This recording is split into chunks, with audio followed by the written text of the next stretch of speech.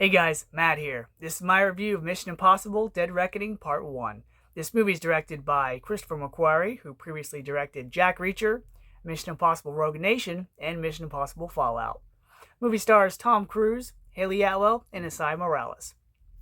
The plot of this movie is Ethan Hunt and his IMF team must track down this mysterious key that could unlock the most powerful piece of technology the world's ever seen. Now, going into this movie, as you can probably tell behind me, I'm a huge fan of the Mission Impossible franchise, as well as James Bond. I like this spy, gadgets, technology, high stakes type of movies.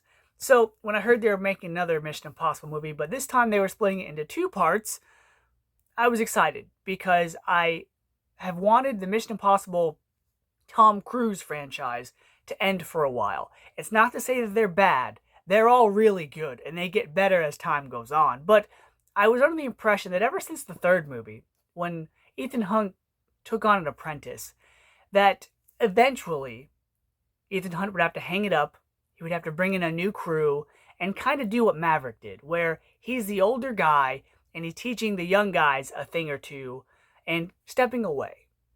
Well, I thought Ethan Hunt, Tom Cruise, was going to step away about 2 movies ago, and he hasn't, and I'm okay with that. But the fact that this movie is now split into two parts, they can probably now give the franchise the finality that I think it deserves. So, having seen this movie multiple times, which probably says something, I can honestly say that Mission Impossible Dead Reckoning Part 1 is probably in my top 3 Mission Impossible movies. Did I like it? Yes, I did. Here's why. Let me start with the acting in this movie. Tom Cruise as Ethan Hunt. He's been playing this character since, 96? So he has the beats down as far as Ethan Hunt goes. He plays Ethan Hunt very well. A man who's been part of this agency, this company, this team, this task force, this group of people that are in the shadows that accomplish amazing things for quite a while now. And I like how, just like Harrison Ford's Indiana Jones, when you have an actor that's playing a role for so long, it becomes their role. But also, when they play that character from a younger age, they're new, they're stupid, they're young, they're naive. But when they play that role going into their older age, you appreciate that character more because they have perspective, they have wisdom, they have all these mistakes and accomplishments to look back on. And that's what we get with Ethan Hunt here in this movie is he's older. So a lot of the things that he's done in his life, a la the movies, we've seen. And they reflect on that. And so Ethan Hunt as a character, as a jack of all trades, if you will, as a one-man James Bond, he's good. He's always been good. The supporting cast in this movie, it goes from really good to fine. And that's not a negative. I say really good because this franchise, this movie, has to bring new people on board, has to bring in new characters, new heroes, new villains, new neutral allies or characters. And this is what this movie does here. You have Bing Rames and Simon Pegg as Luther Stickle and Benjamin Dunn as Ethan Hunt's tech guys. Now, last couple movies, I kind of feel like these two characters have really just been men in chairs, men behind computer screens. But that's okay, because as these movies advance, as technology advances, and as time goes on, just like this movie proved, the future is technology. As is the antagonist in this movie. It's technology. It's a program. And so, as much as I would like to see Luther and Benji, do more than just type on keyboards, with this day and age, everything's technology. So everything can be done from behind a laptop. Now, the standouts in this movie are the next two players that we have to look forward to in part 1 and later in part 2. And that being Haley Atwell as Grace. She's the newest addition to the Mission Impossible franchise. And not only is she really nice to look at because she's just adorable, but she's a nice character that's kind of a novice who's brought into this world of these high stakes and these missions and this spy work. I'm glad they cast someone age appropriate like Haley Atwell as opposed to someone like Haley Steinfeld in Hawkeye or Mila Kunis in Book of Eli. Someone who's practically just a kid who has to learn real fast to survive on their own and learn what life is like. So she's nice here. There are a couple moments where she has to experience something that for any other civilian, any other regular person in their life, it would be pretty traumatic. And they nail that here. They show you what this life is like of spies and espionage is for someone who isn't as experienced as an Ethan Hunt or someone who's been doing this for a long time. And so I appreciated that in this film.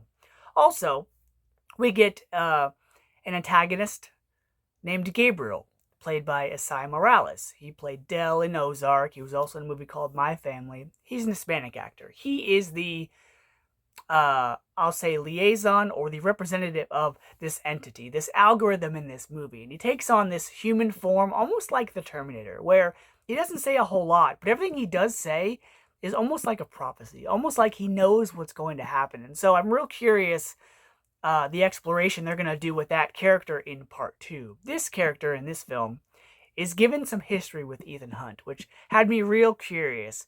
There were a lot of things in this movie that they built up to that hopefully will pay off in the next film, and this character of Gabriel is one of them. And then you have a lot of supporting characters. You have Ving Rhames as Luther again, Simon Pegg as Benjamin Dunn, the computer guy, but you also have Henry Czarny coming back from the very first Mission Impossible movie. It was nice to see him. He played Eugene Kittredge once again. You have, what's her name? Palm Clementif, who played Mantis in Guardians of the Galaxy 2 and 3. She is like this silent but deadly assassin, bodyguard type character. She's a nice addition. You've got Carrie Ellis as now the new head of the agency.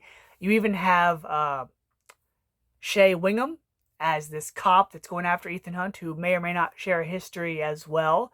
And then you have Vanessa Kirby coming back as Max's daughter, White Swan. Oh man, I forgot her name. But she was in the 5th movie as well. She's the blonde lady.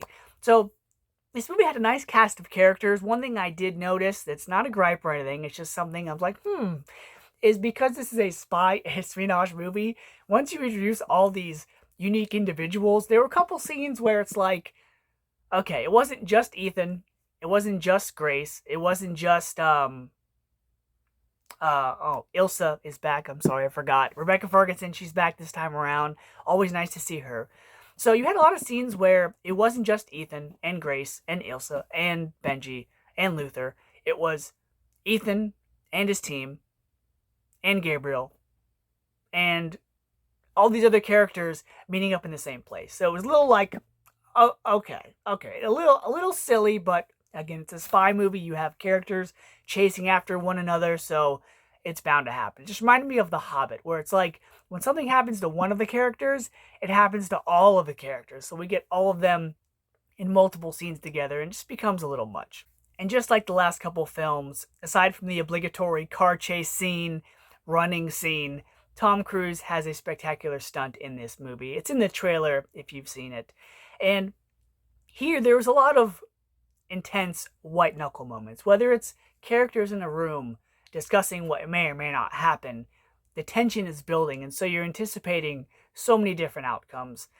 And this movie, though it was about 2.5 hours long, it did not feel like it. The music in this movie definitely carried along. The running scenes, the multiple characters interacting, talking, giving exposition. It really causes the storyline to speed up. And that's really good. That's what you want from a spy movie, let alone one that's almost 3 hours. Observation I did make about this movie is that there wasn't a heavy focus on gadgets this time around. Yes, you have an early scene where Tom Cruise wears a certain type of sunglasses that kind of shows where a certain object is. And there is a use of face masks here once or twice, but this was a personal story for Ethan Hunt. So you didn't really have to rely on all those gadgets because really it was about Ethan Hunt and his team once again going rogue, which is a nice little aside that they kind of make fun of. Is this far in the franchise, it's going to kind of poke fun at what the other movies have done, whether they're silly or serious. But this movie does something very interesting. For the first time in the franchise, it kind of tells you and sheds light on what joining the IMF is like. It's not all sunshines and rainbows. It's not like there's a line of people signing up because they want to use cool gadgets and be spies. They kind of tell you that, look, you're given a choice. You have 3 options. And it makes you reflect on all the things that Ethan Hunt and his different IMF teammates have perhaps had to go through. You know, for a while, I was kind of upset that a lot of the movies had different teammates in their group, but this movie kind of sheds light on what the spy life is like and how it's not all it's cracked up to be. And it's a pretty lonely lifestyle. And I hope that we get more of that in the second movie. This one was build up. It was an entertaining adventure and story with a lot of intense moments, but it was build up for what may possibly be the Mission Impossible finale in Dead Reckoning Part 2. And so because the acting was spot on from everyone involved, whether it's the veterans or the newcomers, because you have good guys, bad guys, those in between, because the action set pieces are there, the music is just as great and entertaining and exciting as it always has been, I'm going to give Mission Impossible Dead Reckoning Part 1 an A. This is seemingly a franchise that gets better with every movie, and I can only imagine how good the next one's going to be. So if you're a fan of Tom Cruise, spies, espionage, or Mission Impossible, as I am, I recommend this movie, guys. So until next time.